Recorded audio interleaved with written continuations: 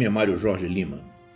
Ao ouvir essa vinheta, saiba que você está no podcast Maravilhosa Graça. Esse é o início de um projeto simples, onde já a partir desse primeiro episódio, pretendo falar com vocês de maneira bem coloquial sobre a graça de Deus, sobre o Evangelho do Reino, com algumas pitadas aqui e ali de boa teologia. Também conversaremos sobre coisas do cotidiano, sobre assuntos da vida comum, mas que tenham conexão com a vida espiritual. Essas conversas serão curtas, objetivas e vão ter em média cerca de 15 a 20 minutos de duração, isso no máximo. O nosso cérebro consome energia e fica saturado com conversas muito longas. Além disso, nos dias de hoje, a grande massa de pessoas envolvidas com suas atividades e com a roda viva das suas vidas não tem tempo e nem mesmo disposição para se sentar diante de um monitor de computador ou de uma TV e assistir a um programa de 1 hora ou mais. Vamos a algumas considerações iniciais. Rapidamente, um pouquinho de mim. Eu não sou pastor, embora já aposentado profissionalmente, ainda trabalho com sistemas. Eu sou um modesto pensador cristão, salvo pela graça, leitor da Palavra de Deus, e sem qualquer arrogância eu me considero objeto dessa graça, um herdeiro do reino. Sou carioca, vocês vão perceber isso logo pelo meu sotaque, mas eu moro em São Paulo já há quase 3 décadas. Sou casado, tenho 5 filhas, sendo 3 ainda jovens, 2 adultas, e tenho 3 netinhas lindas.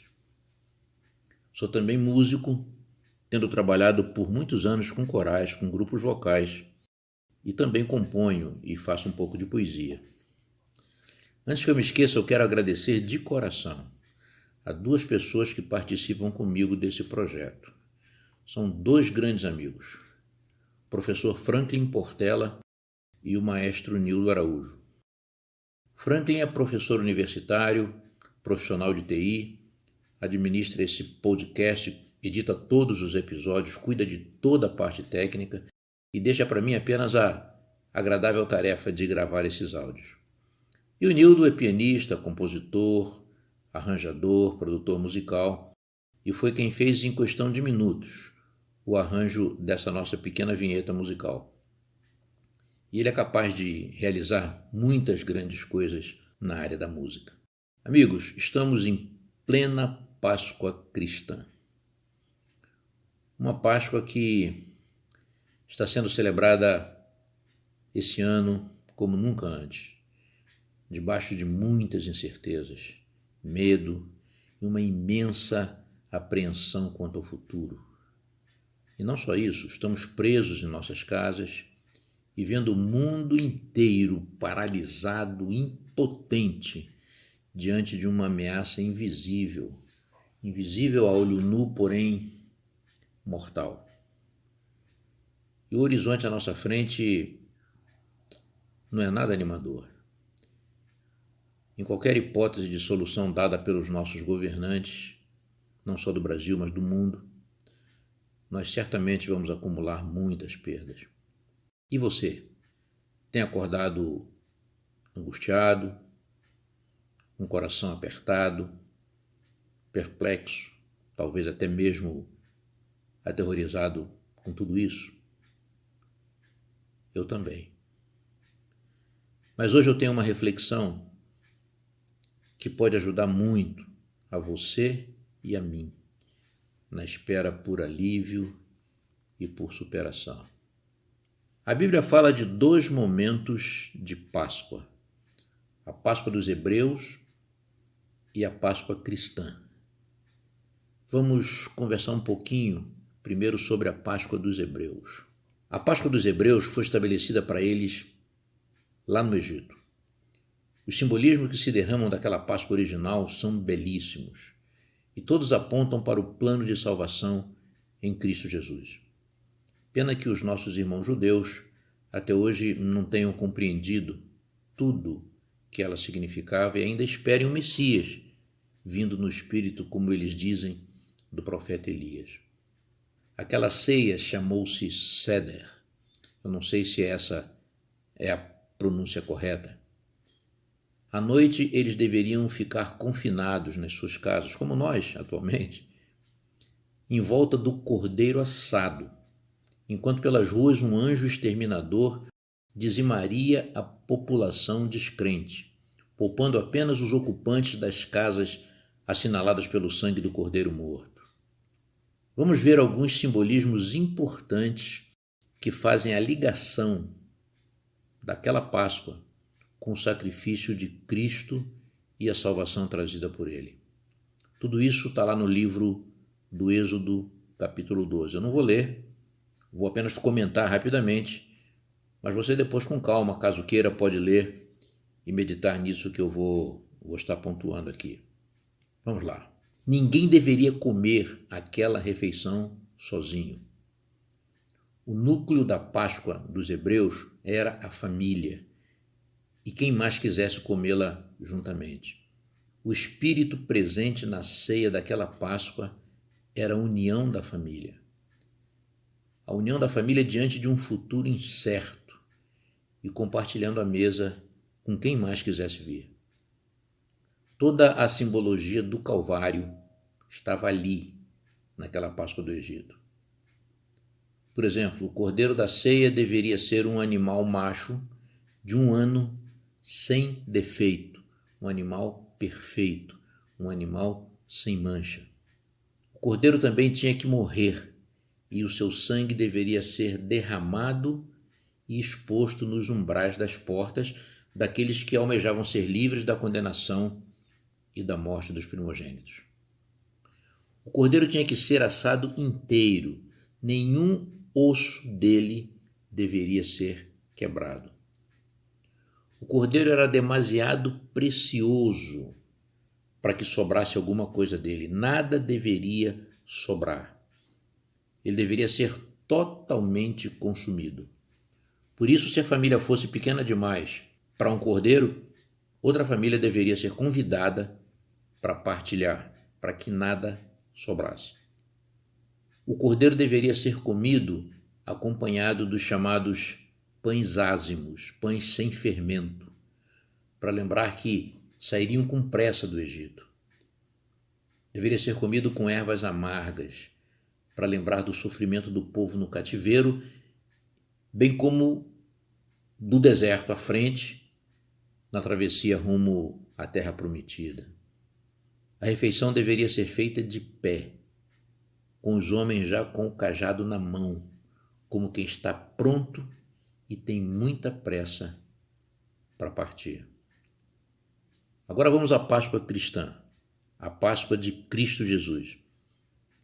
Cristo ofereceu seu corpo e o seu sangue, e com isso ele estabeleceu uma chamada nova aliança entre Deus e seu povo. Uma aliança que vai prevalecer até o tempo do fim. No Novo Testamento, Cristo é o Cordeiro de Deus, sacrificado em prol da salvação de toda a humanidade. Então essa é a nova aliança de Deus realizada por seu Filho, agora não só com um povo exclusivo, como os hebreus, mas com todos os povos da terra.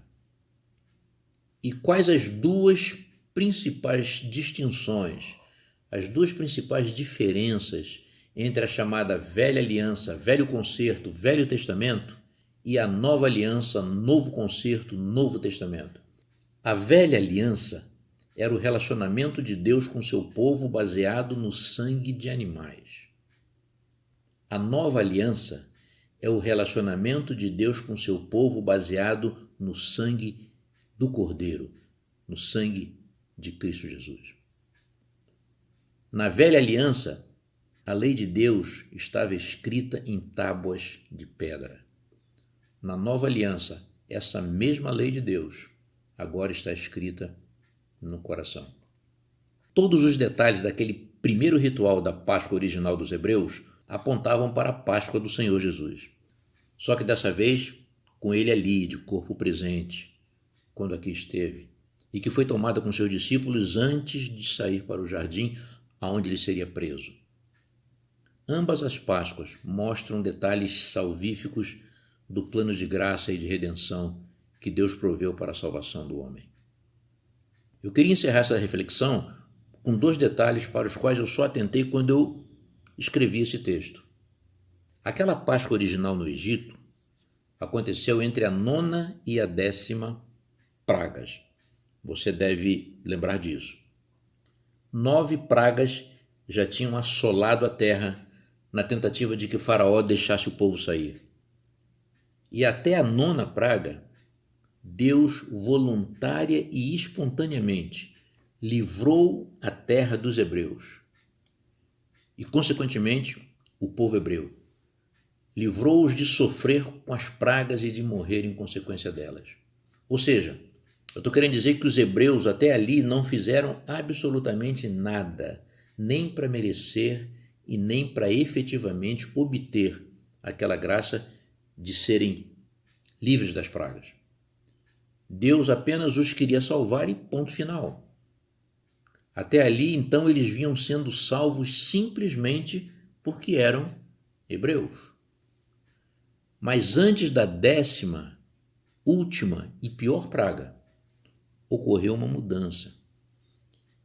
E foi introduzido um detalhe da maior importância. Agora, para alcançar a libertação final, o povo hebreu devia mostrar que de fato queria aquela tão grande salvação. Agora eles teriam que cooperar com Deus para que fossem salvos. Não cooperar no sentido de apresentar uma obra própria, que tivesse em si algum mérito para pagar sequer uma ínfima parte daquela libertação. Mas eles teriam uma parte a fazer. Teriam que demonstrar atitude, vontade, decisão. Teriam que escolher.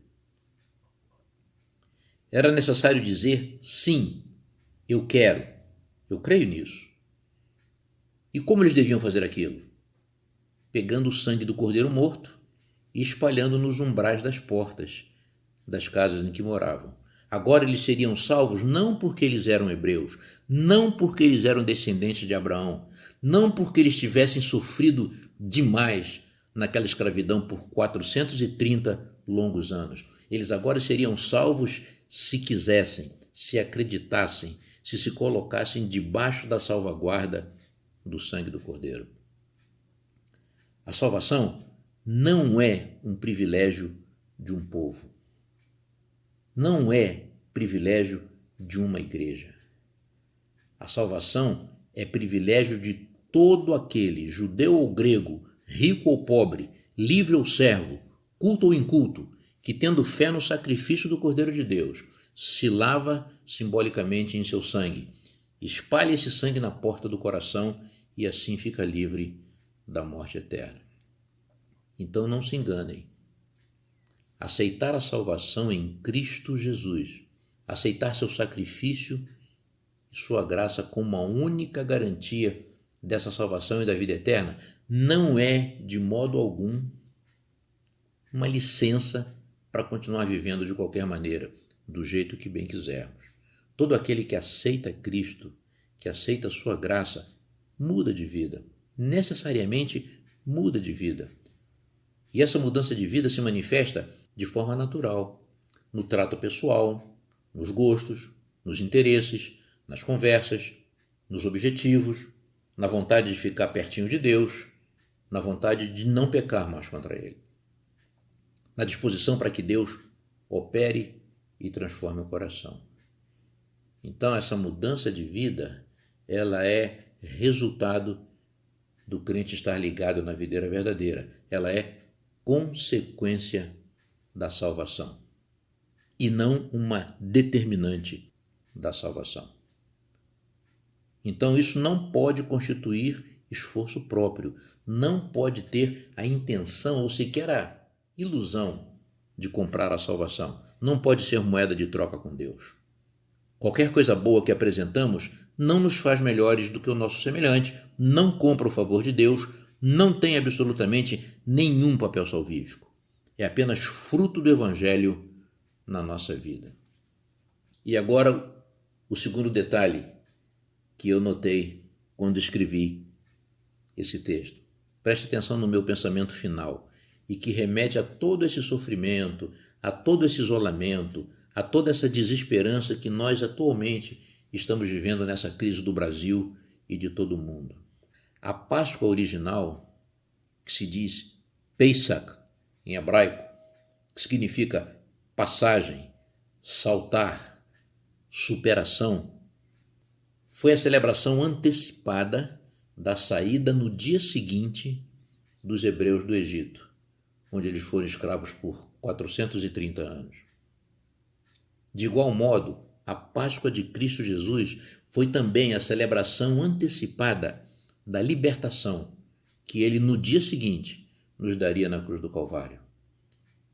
Então eu desejo, espero, anseio que essa nossa Páscoa de hoje, de agora, desse final de semana, em meio a tanta apreensão, perplexidade, insegurança, seja também a celebração antecipada de uma libertação, de melhores dias à nossa frente, livres de pragas viróticas.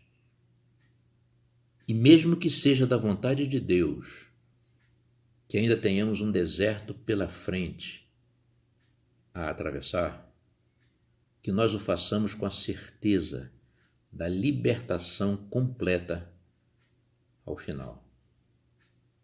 Eu desejo a você graça plena e paz perfeita. Amém.